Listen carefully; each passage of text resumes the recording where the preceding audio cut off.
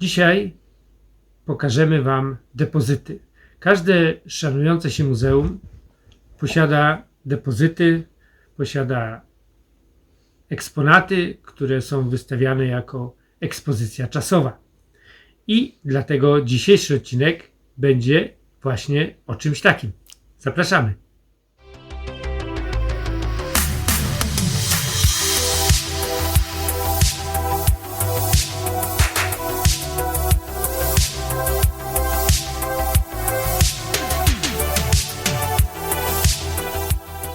Witamy wszystkich miłośników starego audio. Na naszym kanale Audio Azyl. Zapraszamy również na naszą stronę internetową wehikuł-czasu.com oraz dziękujemy wszystkim za subskrypcję. Prosimy o kolejny i mamy do przedstawienia dwa fenomenalne urządzenia, które są tylko w naszym depozycie. I tutaj dziękujemy oczywiście serdecznie Tomkowi, który nie tylko, że je przywiózł, ale nam jeszcze pozostawił. Możemy się nacieszyć, nasłuchać, możemy zrobić o nich program. W ogóle pełen pakiet, pełny depozyt w naszym małym muzeum. Tak, serdeczne podziękowania. Ale zanim je przedstawię, co najchętniej zrobiłbym już w tym momencie, to powiemy według naszej tradycji, jak to się wszystko zaczęło. A że gościmy Nakamichi, produkt firmy Nakamichi po raz pierwszy w naszym programie, więc myślę, że tutaj kilka takich ogólnych rzeczy na temat tej firmy. Firma Nakamichi, czyli japońska marka elektroniki użytkowej, zyskała sławę od lat 70. XX wieku dzięki właśnie innowacyjnym i bardzo dobrej, wysokiej jakości magnetofonom kasetowym. I o tym za chwileczkę w prezentacji będzie mowa. I specjalizowała się na początku w produkcji przenośnych radiotelefonów, głośników, ramion czy sprzętu komunikacyjnego. Została założona w 1948 roku w Tokio jako ośrodek badawczo-rozwojowy w dziedzinie elektroniki i optyki. Takie były początki. I nazywała się Nakamichi Research Corporation. Bo założycielem był pan? I tutaj, bingo, założycielem był pan Nakamichi. Nakamichi, tak tutaj już wspomnimy króciutko, tłumaczenie tego słowa, oczywiście jest to nazwisko rodzinne założyciela, ale znaczy w środku drogi, na środku drogi, w połowie drogi, czyli takie jest tłumaczenie tego słowa. I to logo, coś wspominałaś, że to logo też przedstawiało Tak, ziemię logo, oświetloną w połowie. tak, logo częściowo tutaj jest wystylizowana literka N. I również prezentuje w taki fantazyjny sposób Ziemię, której połowa jest oświetlona przez Słońce. Teraz wiemy wszystko, dlaczego to tak dziwnie wygląda. Co jeszcze tutaj możemy wspomnieć, jeśli chodzi o firmę Nakamichi z takich ciekawostek, to przypisuje jej się zaoferowanie po raz pierwszy na świecie magnetofonu kasetowego trzygłowicowego. O, ciekawe, to powiem szczerze, nie wiedziałem, że to należało do firmy Nakamichi, ten Tak. wynalazek. Ten wynalazek tak, a może teraz zaprezentuj i za chwileczkę ciąg dalszy wiadomości na temat firmy. Dla wiernych widzów naszego kanału ten wzmacniacz na pewno już tajemnicą nie jest. Czterokanałowy, kwadrofoniczny, w zasadzie pseudokwadrofoniczny wzmacniacz JVC był niedawno gościł w naszym programie. Zainteresowanych oczywiście odsyłam do tego filmu. A ja dzisiaj będę prezentował dwa wspaniałe magnetofony, z których się naprawdę bardzo cieszę. Oczywiście z żalem muszę powiedzieć, że nie są u nas na stałej wystawie i w posiadaniu, no ale sama przyjemność ich prezentowania i użytkowania przez kilka dni jest to naprawdę coś bardzo fajnego. Tutaj mamy Akaja GX75 oraz Nakamichi RX202. Zacznę może od Akaja. I to, co mnie najbardziej cieszy, oczywiście elektrycznie otwierana kieszeń. Wspaniałe urządzenie.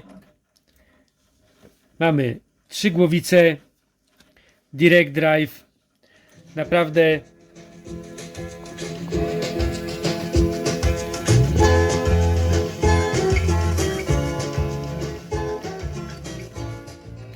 Oczywiście samo GX dla wielu już mówi wszystko. Akai GX, szklana głowica, tak zwana szklana głowica. Tutaj mamy dodatkowo jeszcze regulację. Możemy ustawić azymut głowicy i tilt. Także rzadko się to spotyka, ażeby były to otwory zrobione na to. Ale Akai to nam tutaj umożliwia. Oczywiście ja bym tu nigdy nie regulował tego, bo po co poprawiać fabrykę, zwłaszcza jeżeli chodzi o azymut, no ale oczywiście możemy to zrobić. Mamy regulowany bias, mamy kalibrację poziomu. Monitorek oczywiście, no bo gdybyśmy nagrywali i chcieli mieć podgląd, 3 głowice nam to umożliwiają. Oczywiście licznik elektryczny i co ciekawe, display, czyli wyświetlacz możemy sobie wyłączyć. Rzadkość niesamowita, bo powiem szczerze, pierwszy raz spotkałem coś takiego, że mogę wyłączyć całkowicie. Jakieś przyciemnienie, coś gdzieś mi się wydaje, że już spotykałem. Ale całkowite wyłączenie wyświetlacza dla mnie całkowita nowość. Mamy tutaj wszelkiego rodzaju możliwości pamięci, Dolby Pro, filterki, no urządzenie wypasione. Naprawdę, wierzcie mi. No i tutaj oczywiście do tego był jeszcze pilot. Pilota nie wiem, czy nasz tutaj przyjaciel Tomek posiada. Być może ma go na wyposażeniu. My mamy sam magnetofon, co nawet jest bezpieczniej, przynajmniej pilot nie zaginie. I tak dla Tomka tam pozdrowienia, gdybym nie odbierał telefonu, to znaczy, że nie szukaj nas już. Ale bardzo, bardzo fajne urządzenie. Ten GX naprawdę pięknie wygląda na naszej płetce. Pięknie gra.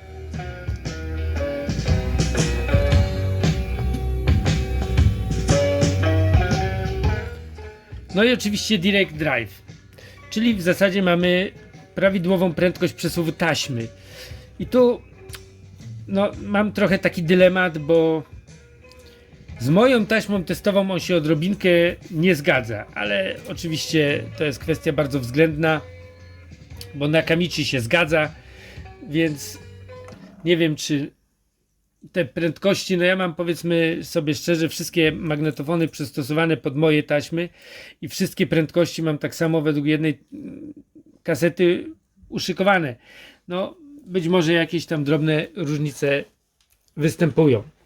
Nie słychać ich, no ale według naszego spektroida drobna różnica w prędkości jest. A sprawdziłem to tak z ciekawości, bo mówię Direct Drive, no to zobaczę, czy Akai i moja kaseta idealnie idą w parze. No, troszeczkę nie idą.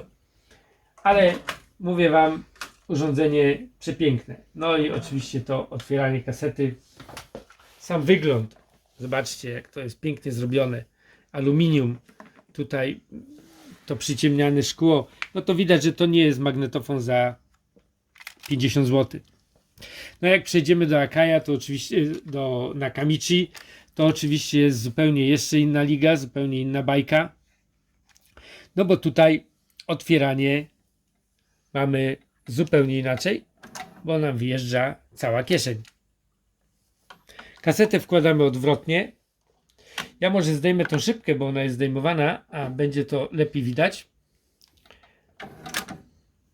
Proszę bardzo.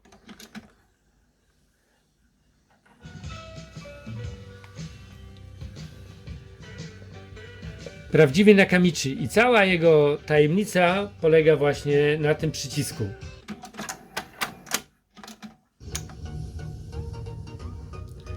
Widzicie to? To sobie Japończycy wymyślili. Nie będziemy obracać głowicy, będziemy obracać kasetę.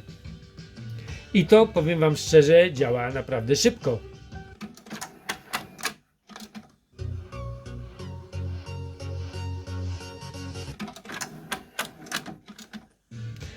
I niezawodnie. Magnetofon, oczywiście ktoś może powiedzieć, dobra, Nakamichi Dragon to jest najwyższa półka, LX202, zabaweczka. Ja tak nie uważam.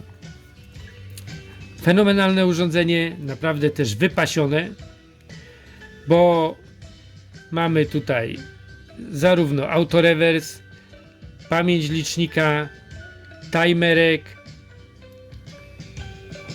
tutaj obsługę wszystkich kaset, Dolby B, Dolby C, także sprzęt nie jest żadnym, jakby to powiedzieć, niedoinwestowanym sprzętem, oprócz oczywiście tego pięknego tutaj, tej pięknej funkcji zmiany kasety. Wyszli z założenia, że tor prowadzenia taśmy dokładniejszy będzie, jak będą obracać kasetę, niż głowice.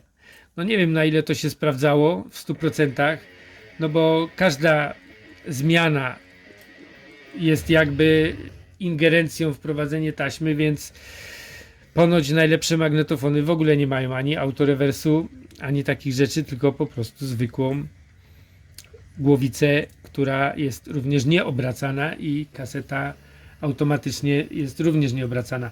Ale mi się wydaje, że jakość nagrania kasety i dokładność prowadzenia jej w tych magnetofonach jest dla ucha moim zdaniem niewyczuwalna. Więc jest to naprawdę coś wspaniałego. Oczywiście mamy licznik elektroniczny, wszystko w czerwieni. Tutaj diody. No, urządzenie można oczywiście sobie wyjąć, wyjechać jakby, bo to jest w pewnym sensie szuflada. Założyć to okienko i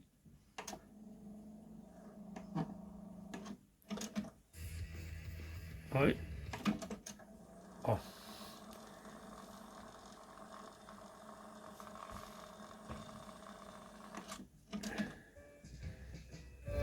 I włączyć ponownie. Piękne. Tak mógłbym sobie siedzieć, słuchać tego, patrzeć na te dwa magnetofony. Oczywiście połączyłbym ją w choineczkę, a żeby mi tutaj w tej chwili nagrywanie funkcjonowało, byłoby mi dużo przyjemniej, gdybym mógł w ten sposób na to patrzeć. Ale no, są tylko na naszym wyposażeniu czasowym, więc nie będę się w taki sposób nim bawił. Pobawię się trochę nagrywaniem jeszcze oczywiście. Zobaczę, jak to nagrywa. Zobaczę te prędkości. Muszę to strasznie zweryfikować, bo mnie to troszeczkę męczy. Ale czy mógłbym komuś tego nie polecić? Oczywiście, że nie.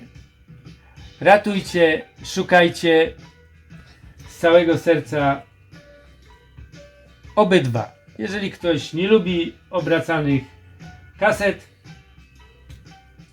GX zastąpi Nakamichi na pewno. Firma Nakamichi produkowała urządzenia elektroniczne od swojego powstania w 1948 roku, ale sprzedawała je dopiero pod swoją nazwą, pod nazwą własną Nakamichi, dopiero od 1972 roku.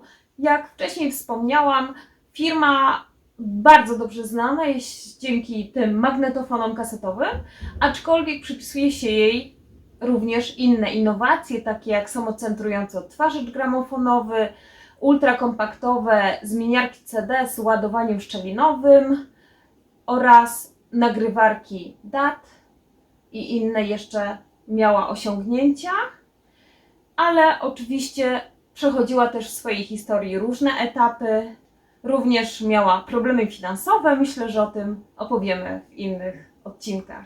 No cóż, wiemy, że sprzęt elektroniczny i wszystkie te firmy, o których rozmawiamy, większość z nich miała problemy finansowe w pewnym momencie i ich na pewno to również nie ominęło.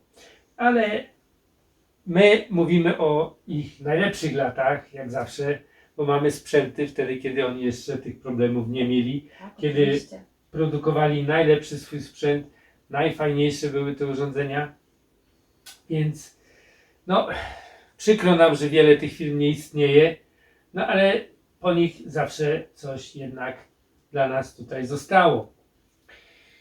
Nie wiem, który dla Was byłby faworytem, musicie ocenić sami, który byście bardziej woleli, czy Nakamichi, czy Akaya, czy oczywiście obydwa. Każde wyjaśnienie, każde zdanie ma swoją rację.